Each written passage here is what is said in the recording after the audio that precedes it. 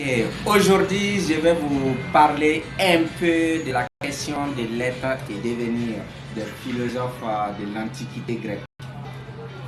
Il faut retenir que quand on parle de la question de l'être et devenir, il y a beaucoup de philosophes qui ont parlé sur l'être et le devenir.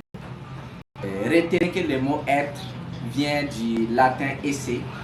Esse, ça signifie être ou exister. D'où l'être est tout ce qui est ou tout ce qui est, tout ce qui existe. Mais c'est pourquoi on dit que l'être est tout ce qui est, ou on peut dire encore l'être est tout ce qui existe. Mais quand on prend au sens général, il faut comprendre que l'être désigne ce que nous ressentons exister d'une manière ou d'une autre dans la perception, qu'elle soit sensible ou intelligible. Mais le mot devenir, retenez que le mot devenir vient du grec devenir, devenir qui signifie devenir en descendant. Ainsi, on peut définir le devenir comme le passage d'un état à un autre. Le devenir, c'est également le mouvement. Le devenir, c'est le changement. Le devenir, c'est l'évolution. Maintenant, les philosophes qui ont parlé sur ça, comme il y a beaucoup d'élèves qui m'ont demandé de les expliquer, retenez que quand on se réfère sur le programme de la TSS, au niveau de la TSS, là-bas c'est Platon et Aristote. Là-bas c'est Platon et Aristote au niveau de la TSS. Et quand on se réfère sur les cas de Platon, Platon, lui, nous fait comprendre qu'il y a deux mondes, le monde intelligible et le monde sensible. Mais il a su cela à travers ses idées, car c'est un philosophe idéaliste et c'est l'idée qui est à la base de toutes les choses selon lui. Mais ainsi, en parlant de son être, il nous fait comprendre à travers le monde sensible, il nous fait comprendre que le monde sensible, c'est un monde en perpétuelle évolution. Cela veut dire que ce monde est en devenir, ce monde change, ce monde est en mouvement. Mais quand on prend le cas du monde intelligible, on doit savoir que Platon nous fait comprendre que le monde intelligible, ça c'est un monde immatériel, ça c'est un monde immuable, c'est un monde stable, c'est un monde figé. Platon nous fait comprendre que ce monde est stable, ce monde n'est pas en devenir, ce monde intelligible n'est pas en devenir.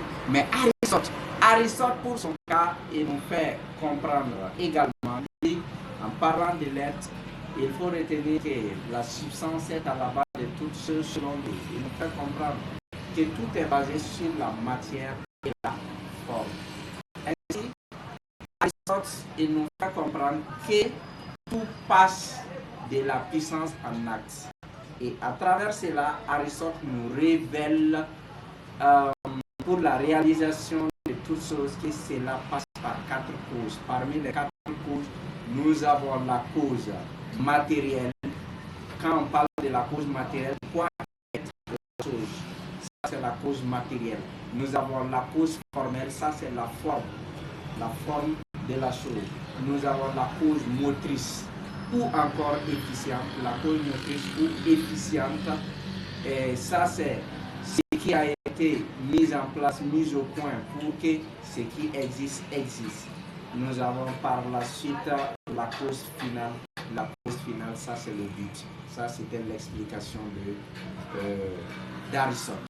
Mais au niveau de la TLL, ça c'est Héraclite et Parménide. Héraclite, lui, en parlant de son être, il nous fait comprendre que le principe fondamental du monde, il nous fait comprendre que c'est le feu qui est le principe fondamental du monde. Mais quand il nous parle du feu, il ne nous parle pas du feu ordinaire, mais il nous fait comprendre que le feu dont il parle, il fait allusion au cosmos qui ne cesse de s'allumer et de s'éteindre.